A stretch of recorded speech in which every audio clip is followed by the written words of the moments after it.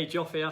I just want to make sure that you understand why we kind of really home in on logging your food to begin with, okay? I want you to imagine you've got a credit card and you go out and spend a load of money on your credit card. When you get the statement at the end, or you go and check your bank balance or check the balance of the credit card, you already know that you're going to be, you've spent a lot on that card, so it's probably going to be a lot less than what you would hope it to be. So you spent that, you know that you've done that.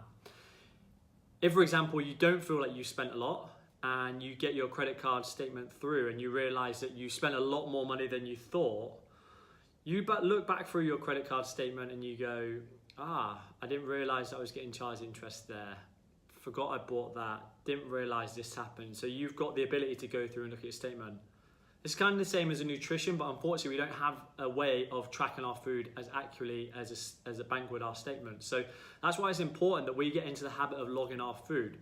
If you go on a weekend, if you go for a week and you realize that you've overindulged and you generally know you've eaten a lot, that's fine. But maybe you're in a position where you've been trying these diets, you've been eating really well, you've been doing all these things, and then you realize that you're not losing any weight, or the other way around, you just can't work out why you're putting on weight. You eat healthy, you've cut this out, you sacrifice that.